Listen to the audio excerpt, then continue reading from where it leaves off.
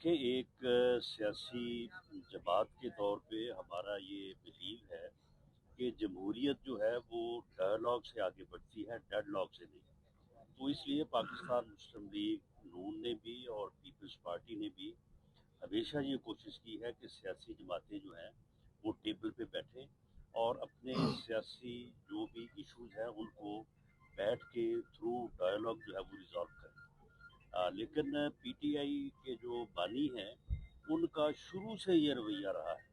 یہ 2011 سے آنورڈ آپ دیکھ لیں 18 تک، اور 18 سے 22 تک، اور اب اس کے بعد اب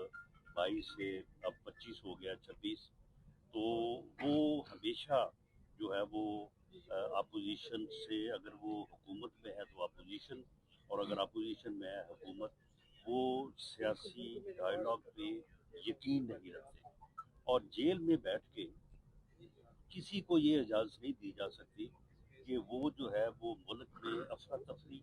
اور انارکی پھیلانے کے لیے پلاننگ کرے، جو کہ بانی پی ٹی آئی اس وقت جو ہے اپنی ملاقاتوں کے تھرو اس قسم کی میسیجنگ کرتے ہیں، اور اس قسم کی گفتگو اور ٹویٹ کر کے جو ہے وہ پوری دنیا میں نہ صرف ریاست کو، پاکستان کو،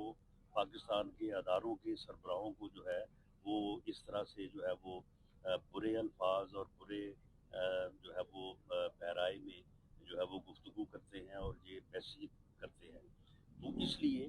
جو ہے وہ ان کے اوپر جو پابندی ہے وہ ان اکارڈنس ود لا ہے۔ اگر وہ قانون کے مطابق ملاقات کرنی چاہیں تو انہیں کوئی جو ہے وہ رکاوٹ نہیں ہے۔ مذاکرات کی جو بات ہے، ہم ہمیشہ سے جو ہے وہ ملاقات کے لیے، اب مذاکرات کے لیے تیار رہے ہیں، اب بھی ہے۔ اگر وہ بات کرنا چاہتے ہیں تو ٹھیک ہے، اگر وہ نہیں کرنا چاہتے تو یہ ان کا فیصلہ ہے۔ جی، عدالتوں کا جو آخری فیصلہ جو اسلام آباد ہائی کورٹ کا ہے، وہاں پہ باقاعدہ جو سلمان اکرم راجہ صاحب ہیں انہوں نے جو ہے وہ اسٹیٹمنٹ دی ہوئی ہے کہ ہم کسی ملاقات کے بعد نہ پریس کانفرنس کریں گے اور نہ ہی کوئی اس قسم کی پولیٹیکل میسج کریں گے، اور وہ خود اس کی جو ہے وہ خلاف ورزی کر رہے ہیں۔ باقی جہاں تک ان کو پیش کرنے کا مسئلہ ہے تو دیکھیں جو یعنی حفاظت ہے وہ ٹاپ پریورٹی ہے، اور اس کے اوپر انہیں بھی اعتراض نہیں ہے جو جیل ٹرائل ہو رہا ہے، اور وہ ان کی سیفٹی کے پیش نظر ہی ہو رہا ہے۔ میں ایک بات اور بتا دوں،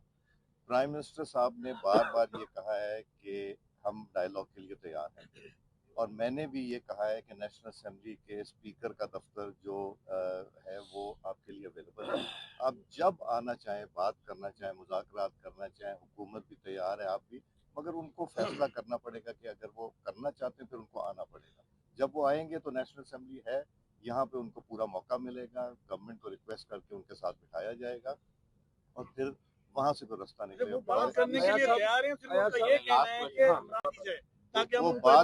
وہ کہتے ہیں بات کرنے کے، اب اخبار میں کہہ دینا یا میڈیا میں کہہ دینا بات کرنا چاہتے ہیں، بات کرنے کے لیے ایک ہے دفتر اویلیبل نا نیشنل، جب وہ آنا چاہیں گے ہم ان کو ویلکم کریں گے۔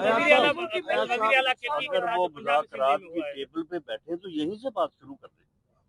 بیٹھے تو صحیح نا۔ ایک طرف مذاکرات کی بات کرتے ہیں اور دوسری طرف ایک منٹ ذرا، ایک طرف مذاکرات کی بات کرتے ہیں اور دوسری طرف حلیمہ بی بی کہتی ہیں کہ اگر کوئی مذاکرات کرے گا پی ٹی آئی سے تعلق کوئی مکمل پروٹوکول دیا گیا ہے وہاں پہ پنجاب میں، وہاں پہ ہلڑ بازی انہوں نے کی ہے پنجاب اسمبلی کی۔ آخری سوال آپ سے یہ ہے کہ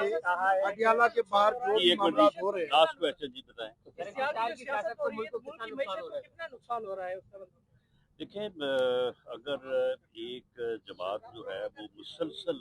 ملک میں سیاسی عدم استحکام پیدا کرنے کے درپے رہے تو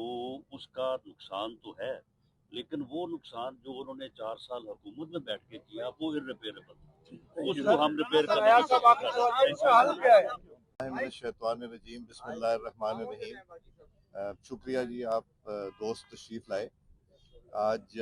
مسلم لیگ نون کا ایک ڈیلیگیشن یہاں پہ محترمہ بے نظیر بھٹو صاحبہ، شہید صاحبہ کے دعا کے لیے آیا، اور میں بھی اس ڈیلیگیشن کے ساتھ آ گیا، چونکہ میں تو مسلم لیگ نون پیپلز پارٹی اور باقی اتحادیوں کے ووٹ سے ہی اسپیکر بنا ہوں، اور ایک ذاتی رشتہ بھی ہے جو کہ پریزیڈنٹ صاحب سے،